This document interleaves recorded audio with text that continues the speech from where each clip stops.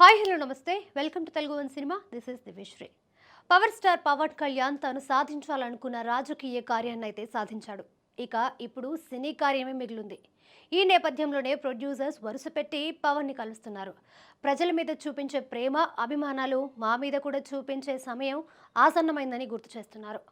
పవన్ చేతిలో ఓజీ, ఉస్తాద్ భగత్ సింగ్, హరిహర వీరమల్లు వంటి భారీ బడ్జెట్ మూవీస్ ఉన్నాయనే విషయం అందరికీ తెలిసిందే.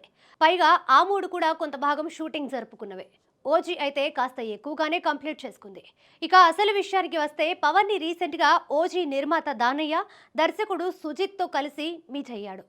ఈ చర్చల్లో అక్టోబర్ నుంచి ఓజీ షూటింగ్ లో జాయిన్ అవుతానని భరోసాని పవన్ ఇచ్చినట్లుగా వార్తలు వస్తున్నాయి.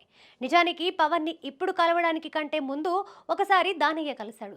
అలాంటిది మళ్ళీ వెంటనే కలవడంతో ప్రాధాన్యత సంతరించుకుంది. దాంతో ఉస్తాద్, వీరమల్లులకి కూడా ఓజీ డేట్స్ లోనే ఏవైనా సర్దుబాటు చేసి డేట్స్ ఇస్తాడేమో అనే చర్చ సినీ సర్కిల్స్ లో నడుస్తోంది. ఇందుకు బలం చేకూరేలా ఉస్తాద్ అధినేతలైన మైత్రి మూవీ మేకర్స్ యలమంచిలి రవిశంకర్, నవీన్ ఎర్నేనిలు పవన్ ని ఇటీవలే కలిశారు. పైగా ఈ భేటీలో పవన్ డేట్స్ గురించే ప్రధానంగా చర్చలు జరిగినట్టుగా కూడా వార్తలు వస్తున్నాయి.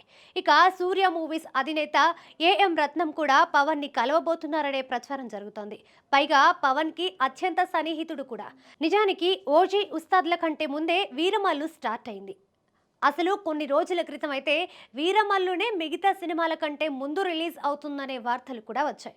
కానీ ఇప్పుడు ఫిలిం సర్కిల్స్ లో ఓజీ రాబోతుందనే చర్చ నడుస్తోంది.